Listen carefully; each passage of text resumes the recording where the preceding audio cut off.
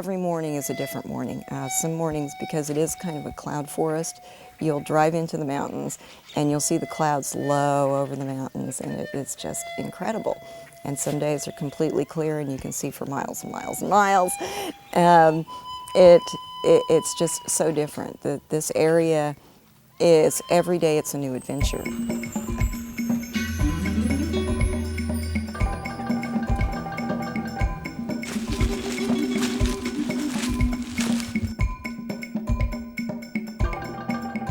This is El Cielo, a 360,000-acre biosphere reserve where jaguars still prowl the night and macaws soar by day.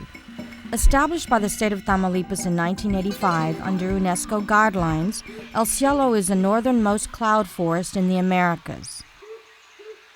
Although it seems like another world, El Cielo is located in northeastern Mexico, only 280 miles south of Brownsville, Texas, along the Pan American Highway. Here you are, at 900 meters above sea level, having this green sea all over you and giving you this sense of being days away from civilization, but you're really, really close to it. This easy accessibility and richness of flora and fauna has made El Cielo a magnet for naturalists and ecotourists of all types. It is a cloud forest. The mists come in daily and rise above us, and we have beautiful views into the valleys, the clouds. A lot of rainforest-type trees with bromeliads and moss and ferns and gorgeous exotic birds as well, as mentioned. So it's good. It's beautiful terrain.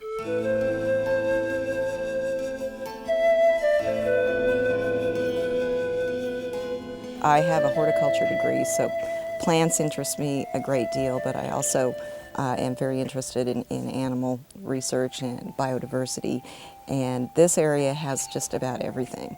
You have tropical forest, you have deciduous forest, there are many, many different species of oak, but at the same time you will see the tropical species, you'll see the bromeliads, you'll see a lot of the vine species, but then at the same time there's agaves, there's a huncha. I mean, it is just an absolute delight for somebody who is interested in plants. Studying the plants, in particular the orchids of El Cielo Reserve, is Jean-Louis Lecaille Musquiz. Over the last 6 years, he has been on a quest to document the orchids of El Cielo. Thus far, he has found and photographed over 50 species. This is a very beautiful example of the Gobenia orchid.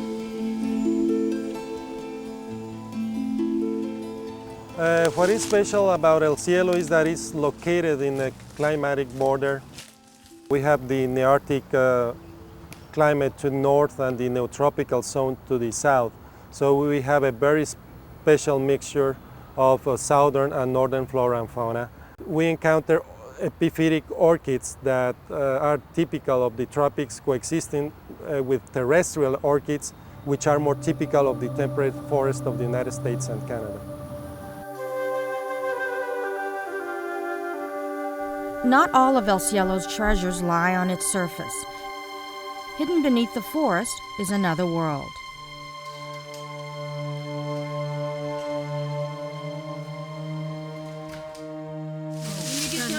There are a lot of formations. Dr. Paul was talking about stalactites and stalagmites. The one goes up and the one goes down?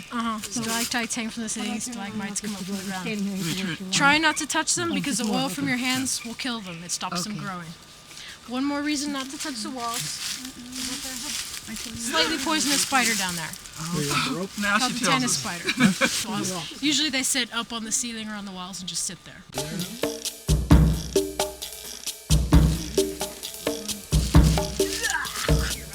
Imagine the first folks that went in.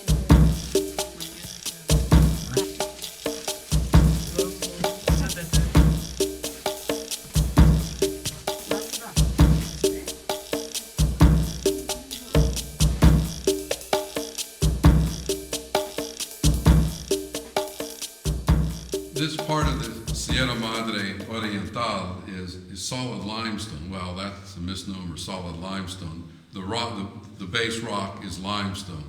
Stalactite coming up from the ceiling, stalagmite coming up from the ground, and where they meet over here, we've got a column where the two have met. And it was a totally different world. And it was one that, again, I didn't believe that I was in. Silent, and yet there were living creatures. And we saw 3 different species of living creatures, those that I could see.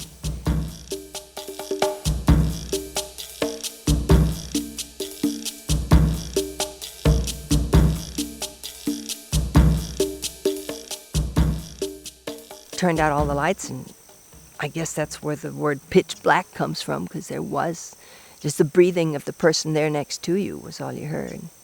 It was an experience I'd like to do again. The cave fauna that most of the people always overlook because it's in the underground systems, which are so important to the hydrology of the region. Probably that's one of the most important things about El Cielo. It's like a sponge that receives all the rainfall along the year and feeds the large resurgences at the base of the mountains, which feed the local sugar industry and, well, the human consumption as well.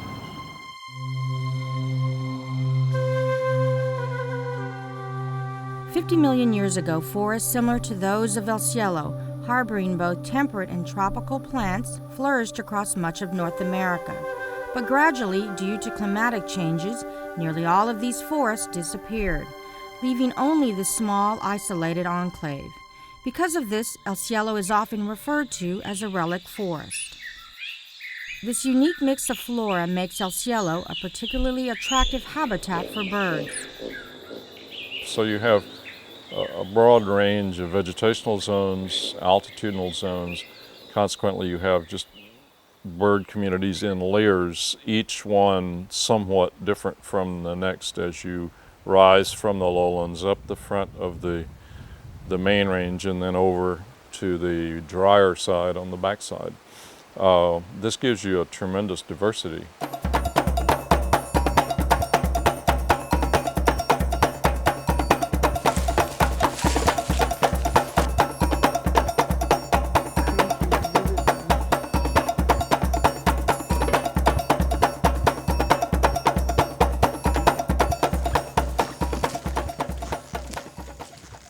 Nearly 400 species of birds have been documented in the El Cielo Reserve. That's over a third of the birds found in Mexico, making it a birdwatcher's paradise. It's great. I'm seeing new birds every day. I like the region because they're coming in. We have a lot of North American species as well as Central American and Mexican species combined, so it's great diversity. I am personally not a birder, but after being here, I have suddenly become more fascinated with bird species also. So I'm going to have to teach myself a little bit more about birds. So it is just absolutely fascinating here. You can never grow tired of discovering new things about this area.